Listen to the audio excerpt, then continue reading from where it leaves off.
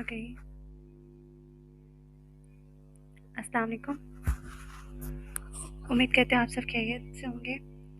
अभी हम लोग स्टार्ट करने लगे हैं।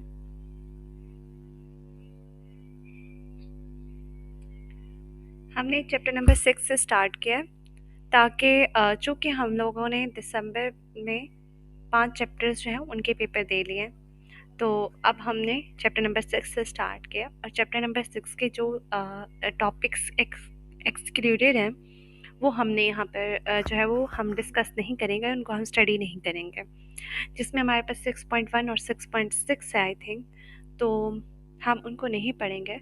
बाकी हमने इंटरनल एनर्जी पढ़ा है, वर्क डन पढ़ा है, हीट पढ़ा है और हमने फर्स्ट लॉ ऑफ थर्मोडायनेमिक्स पढ़ा है। इनको हमने रीड किया है। तो ये ज़रा ओपन हो जाए फिर मैं आप लोगों से, हाँ जी ये आ गया, ये टॉपिक्स इंक्लूडेड ही नहीं है। तो आज हमें जो है वो आइसोथर्मल प्रोसेस को डिस्कस करना है। Isothermal process, isothermal means constant temperature. हमने कांस्टेंट टेम्परेचर पर गैस का बिहेवियर चेक करना है, सही है। It is the process which is carried out at constant temperature. ये वो प्रोसेस है जिसमें हम टेम्परेचर को कांस्टेंट रखते हैं and hence the condition for the application of Boyle's law on the gas is fulfilled. और यहाँ पर हमारे पास जो बॉयल्स लॉ है उसकी कंडीशन भी फुलफिल हो जाती थी। बॉयल्स लॉ की कंडीशन ये थी कि हमारे पास जो गैसेस का प्रेशर इनिशियल प्रेशर है और इनिशियल वॉल्यूम है, यानी हमने अभी फोर्स अप्लाई नहीं की उन पर, ठीक है। हमने पिस्टन को ऊपर नहीं किया, हमने वही जो उसकी ओरिजिनल पोजीशन थी वहाँ पर रखे। तब जो गैसेस के ऊपर प्रेशर अप्लाई हो रहा था और वॉल्यूम जो था उस वक्त, उनका अगर प्रोडक्ट लें और जब फाइनल कंडीशन यानी आप प्रेशर अब फोर्स लगाइए पिस्टन के ऊपर, पिस्टन को थोड़ा ऊपर किए, तो अब हमारे पास प्रेशर और वॉल्यूम में चेंज आएगा, है ना। तो प्रेशर और वॉल्यूम में जो चेंज आया है उसको अगर हम मल्टीप्लाई करते हैं तो वो सेम टू सेम उतना ही होगा जितना हमारे पास product of initial pressure and volume आया था। तो बॉयल्स लॉ ये कहता था कि अगर टेम्परेचर कांस्टेंट है तो हमारे पास प्रेशर और वॉल्यूम को मल्टीप्लाई करने से हमारे पास जो वैल्यू है वो कांस्टेंट रहती है। तो यहाँ पर भी आइसोथर्मल प्रोसेस के केस में भी हमारे पास बॉयल्स लॉ की जो कंडीशन है वो फिलफिल हो जाती है। Therefore when gas expand are compress isothermally, इसीलिए जब गैस एक्सपेंड होती है या फिर कंप्रेस होती है isothermally, the product of pressure and volume during the process remains constant. तो हमारे pass through out the process जो है वो, अगर हम प्रोडक्ट लें प्रेशर और वॉल्यूम का जहाँ भी ले लें, आप कोई पॉइंट्स ले लें उनको हाईलाइट कर लें। फॉर एग्जांपल अब यहाँ पर ये मार्कर काम नहीं करता है, ये सर्कल लेता है। अच्छा, आपने पहले यहाँ पर कैलकुलेट किया प्रेशर वॉल्यूम का प्रोडक्ट, फिर आप यहाँ पर ग्राफ में करते हैं, ठीक है, फिर आप यहाँ पर करते हैं, फिर आप यहाँ पर करते हैं, तो एट एवरी स्पॉट हमारे पास क्या होगा, हमारे पास वो प्रोडक्ट जो है वो सिमिलर आएगा, वो कांस्टेंट आएगा। तो वो यही बात कह रहे हैं कि आइसोथर्मल प्रोसेस के अंदर हमारे पास क्या होता है कि आइसोथर्मल प्रोसेस के अंदर हमारे पास product of volume and pressure will remain constant, whereas P2, if P1 if P1 V1 are initial pressure and volume, अगर P1 जो है वो initial pressure है, V1 initial volume है, whereas P2 V2 are the pressure and volume after the isothermal changes takes place। और कुछ देर बाद हम चेंजेस करते हैं, हम पिस्टन को ऊपर ले जाते हैं या फिर पिस्टन को नीचे ले जाते हैं, कंप्रेस कर देते हैं या फिर एक्सपेंड कर देते हैं, तो हमारे पास गैसेस को, तो उस वक्त हमारे पास जो प्रेशर और वॉल्यूम होता है उसको हम नाम दे देते हैं P2 एंड V2 का। तो क्या होगा कि अगर मैं इनिशियल प्रेशर और वॉल्यूम का प्रोडक्ट फाइंड करूं यानी P1 V1 is equal to P2 V2, अभी जो मैंने आइसोथर्मल चेंजेस के बाद जो प्रेशर और वॉल्यूम कैलकुलेट किया उनको मल्टीप्लाई करूं या आइसोथर्मल चेंजेस से पहले वाले प्रेशर और वॉल्यूम को मल्टीप्लाई करूं, आंसर विल रिमेन सेम। तो आइसोथर्मल प्रोसेस जो है वो बॉयल्स लॉ को फॉलो करता है। इन केस ऑफ आइडियल गैस के केस में हमारे पास क्या होता है, इन case of ideal gas the potential energy associated with its molecules is zero. Ideal gas के अंदर हमारे पास जो पोटेंशियल एनर्जी जो होती है वो क्या होती है, वो जीरो। अभी हमने ना जब मैंने पहला टॉपिक समझाया था ना इंटरनल एनर्जी वाला, तो उसमें हमने कहा था कि internal energy is equal to in translational kinetic energy. जब हमने ट्रांसलेशनल काइनेटिक एनर्जी कहा था, हमने कहा था ये आइडियल गैस के केस में है। क्यों? क्योंकि आइडियल गैस के मॉलिक्यूल्स जो है वो एक दूसरे पर फोर्स अप्लाई ही नहीं करते हैं। ठीक है, उनकी जो फोर्स होती है वो बेयर मिनिमम होती है, तो वो बहुत कम होती है, हम उसको इंक्लूड नहीं करते हैं। तो हमारे पास जो इंटरनल एनर्जी है पूरी की पूरी वो काइनेटिक एनर्जी होती थी। तो इसका मतलब वहाँ पर पोटेंशियल एनर्जी जीरो है ना, क्योंकि internal energy is a sum of molecular energies, and molecular energies are kinetic energy and potential energy. तो हमारे पास पोटेंशियल एनर्जी आइडियल गैस के केस में ज़ीरो होती है, तो इस वजह से हमारे पास जो इंटरनल एनर्जी होती है वो सिर्फ और सिर्फ काइनेटिक एनर्जी होती है।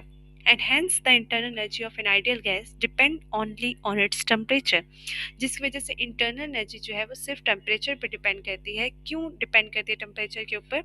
क्योंकि हमारे पास जो काइनेटिक एनर्जी है वो टेम्परेचर के डायरेक्टली प्रोपोर्शनल है according to kinetic molecular theory.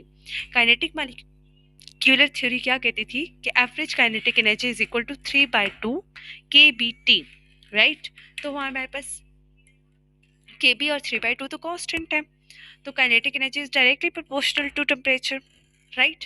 तो हमारे पास चूंकि आइडियल गैस के केस में जो इंटरनल एनर्जी है वो सारी की सारी काइनेटिक एनर्जी है, तो kinetic energy is directly proportional temperature, so internal energy only depends on the temperature which in this case remain constant. तो इस केस में हमारे पास ये टेम्परेचर जो है वो कांस्टेंट है। टेम्परेचर अगर कांस्टेंट है तो फिर इंटरनल एनर्जी तो जीरो हो गई, है ना। ऐसे ही है, hence the first law of thermodynamics will become.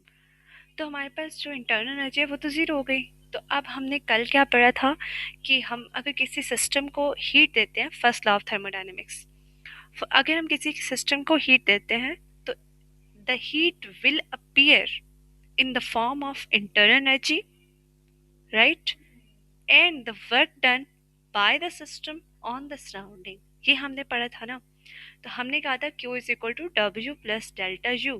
Delta U is zero because temperature is constant and internal energy depend upon the temperature, right? Internal energy depend upon the temperature and temperature is constant. So change in internal energy will be zero because temperature is not changing, right? So हमारे पास first law of thermodynamics reduce होकर क्या हो जाएगा कि heat जो है वो सारी की सारी वर्क में चली जाएगी। This if gas expand and does external work, अगर कोई गैस एक्सपेंड होती है और वो काम करती है, an amount of heat has to be supplied to the gas in order to produce an isothermal change। तो हमें, तो वो कह रहे हैं कि हमारे पास कुछ अमाउंट जो है वो हीट की वो हम गैस को सप्लाई करेंगे ताकि वो अपने अंदर आइसोथर्मल चेंजेस ला सके। Since transfer of heat form from one place to another place require times. अब ये तो है कि हमारे पास जब कोई भी चीज़ ट्रांसफ़र होती है तो उसके लिए टाइम की ज़रूरत पड़ती है। बिल्कुल ऐसे ही in case of isothermal process जब हमारे पास हीट ट्रांसफ़र होती है तो वो एक जगह से दूसरी जगह, तो उसको टाइम की ज़रूरत होती है। Hence to keep the temperature of the gas constant the expansion और compression must takes place slowly. तो हम अब चूंकि टेम्परेचर तो हमें कांस्टेंट रखना है और इतने ज़्यादा टाइम के लिए टेम्परेचर कांस्टेंट रह भी नहीं सकता, है ना। और आइडियल केसेस बहुत कम होते हैं, राइट। तो टेम्परेचर इतने टाइम के लिए हम कांस्टेंट नहीं रख सकते। फिर उसके लिए हम क्या करते हैं, उसके लिए हम बहुत स्मॉल टाइम इंटरवल के लिए बहुत स्लोली स्लोली एक्सपेंशन और कंप्रेशन गैस की करवाते हैं। The curve representing N isothermal process is called isotherm, और वो कर्व जो हमारे पास कांस्टेंट टेम्परेचर पर आइसोथर्मल प्रोसेस को एक्सप्लेन करती है उसको हम कहते हैं आइसोथर्म। डिफाइन आइसोथर्म, तो फिर आप लोगों ने आइसोथर्म की यही डेफिनेशन लिखनी है। The curve which represent the isothermal process is called isotherm, and you have to draw this PV graph of isothermal process. PV graph of isothermal process is like this. You can see this line, green line. This is isotherm. You have to draw this on your paper. Okay, come to the next topic, that is adiabatic process. Adiabatic process is a process where there is no heat leaves the system। ये वो process है जिसमें heat constant रहती है। आप लोगों के MCQs आते हैं, what is isothermal process, what is adiabatic process? तो आप लोगों ने यही लगा के आना था कि एडियाबैटिक प्रोसेस ऐसा प्रोसेस है जिसमें हमारे पास हीट कांस्टेंट रहती है। हीट कांस्टेंट रहने से मतलब ये होता है कि हमारे पास सिस्टम से हीट बाहर नहीं जा रही है। ठीक है, यानी कि जितनी की जितनी हीट हमने दी है ना सिस्टम को, वो सारी की सारी अपने अंदर ही समा के बैठा है, वो यूज नहीं कर रहा है। ठीक है, an adiabatic process is the one. Adiabatic process ऐसे ऐसे प्रोसेसेस होते हैं जिनमें हमारे पास जिनमें ओके सॉरी, बहन आ गई थी तो मैं वहाँ चली गई। अभी हम इसको अगेन से आपको आप लोगों को बताते हैं कि एडियाबैटिक प्रोसेस ऐसा प्रोसेस होता है जिसमें हमारे पास हीट जो है वो ना ही सिस्टम के अंदर आती है और ना ही सिस्टम से बाहर जाती है, in which no heat enters or leave the system, therefore delta Q is equal to zero. तो हमारे पास delta Q change in heat तो जीरो हो जाएगी। And the first law of thermodynamics gives, अगर हमारे पास डेल्टा क्यू जीरो है तो हम क्या लिखेंगे? um, ओके okay, यहाँ पर हम लिखते हैं इसको। अच्छा, हमारे पास जो फर्स्ट लॉ ऑफ थर्मोडायनेमिक्स है वो क्या है हमारे पास? Q is equal to del U plus W, U plus W. ठीक है, तो हमारे पास चूंकि हीट तो चेंज इन हीट जीरो हो गई, right? Zero is equal to U plus W, delta U. अब यहाँ पर डेल्टा यहाँ पर अवेलेबल नहीं है कीबोर्ड पर, तो मैं डेल्टा नहीं लगा रही।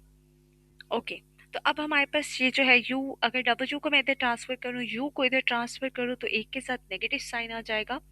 Negative u is equal to W, right? This will be the equation of first law of thermodynamics. ठीक है, in case of adiabatic process, right? Thus if the gas expand and does external work, अगर gas expand होती है और वो काम करती है on the surrounding, it is done at the expense of internal energy.